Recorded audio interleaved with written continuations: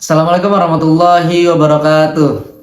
Halo semuanya, perkenalkan saya Abi Rapsunjani dengan NIM 2313300073. Pertama-tama marilah kita panjatkan puji syukur hadirat Allah Subhanahu wa taala. Yang saya hormati kepada dosen pengampu mata kuliah penulisan berita dan artikel Bapak Dr. Adi Kusuma SIKOM MSI, yang semoga selalu diberikan kesehatan oleh Allah Subhanahu wa taala. Amin ya rabbal alamin. Oke teman-teman, di sini kita akan melanjutkan learning journal pada pertemuan yang ke-14, di mana dengan judul pendekatan creative writing dalam penulisan berita dan artikel, di mana inovasi dalam bahasa di era digital sekarang. Oke teman-teman, kita masuk ke dalam pembahasan. Jadi pada era digital yang sekarang ini ditandai oleh ledakan informasi dan perubahan pola konsumsi media. Kemampuan menulis yang efektif dan menarik menjadi kebutuhan mendesak, khususnya dalam bidang jurnalistik. Jadi setiap era di dalam era digital ini kita memerlukan tembusan-tembusan baru untuk menulis sebuah artikel dan juga berita. Oke teman-teman, pembaca pada saat ini tidak hanya menuntut akurasi dan kecepatan informasi, tetapi para pembaca juga menaruh perhatian besar pada cara penyajian pesan yang disampaikan, apakah yang disampaikan komunikatif, emosional, ataupun estetik di dalam sebuah berita dan juga artikel.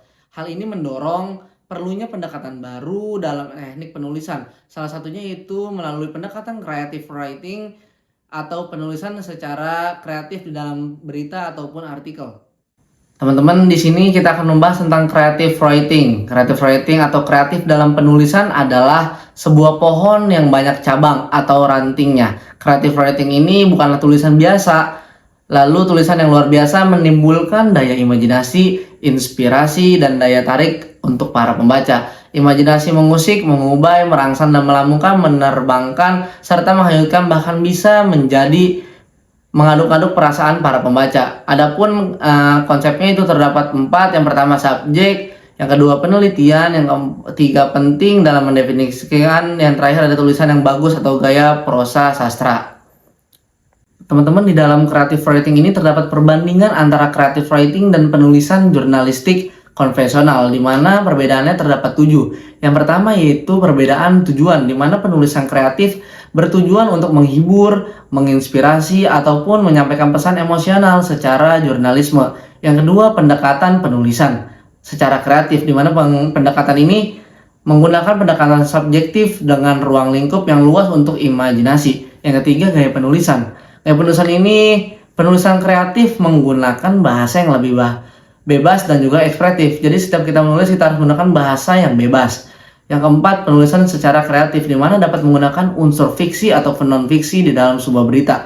Yang kelima, ada struktur, di mana penulisan kreatif memiliki struktur yang lebih efektif atau fleksibel, lebih enak dipandang dan lebih enak dicerna. Yang keenam, ada gaya penulisan, di mana gaya penulisan ini penulis harus kreatif menggunakan bahasa yang lebih bebas dan ekspresi. Yang ketujuh, ada waktu menyelesaikan, ataupun penulisan kreatif dapat dimiliki atau memiliki waktu menyelesaikan yang lebih fleksibel, sedangkan jurnalisme sering terkejar-kejar oleh deadline yang cukup ketat. Oke, itu saja perbandingan antara kreatif dan juga writing. Oke teman-teman, kita lanjut ke teknik creative writing dalam penulisan berita dan juga artikel di media di era digital, di mana creative writing ini dalam penulisan berita dan artikel di media digabungkan elemen naratif dan juga imajinatif untuk menciptakan konten yang menarik dan berkesan bagi para pembaca.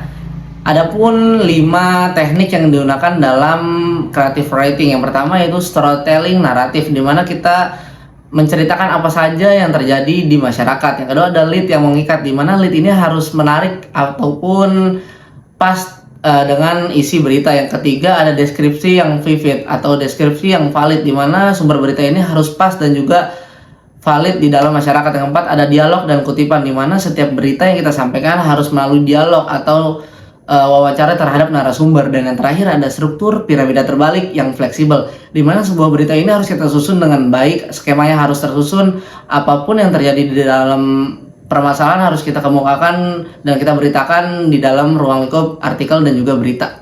Baik teman-teman, kita lanjut ke pendekatan creative writing dari aspek gaya bahasa. Jadi setiap penulisan yang kreatif ini kita harus memperhatikan gaya bahasa, di mana gaya bahasa dalam creative writing memberikan ruang untuk penggunaan bahasa yang figuratif atau majas, diksi khas, serta struktur kalimat yang lebih bebas ataupun gaul dan juga estetik, di mana kita harus memperhatikan yang pertama deskripsi sensorik, yang kedua dialog langsung, yang ketiga personalisasi, dan yang keempat metafora ataupun senyuman.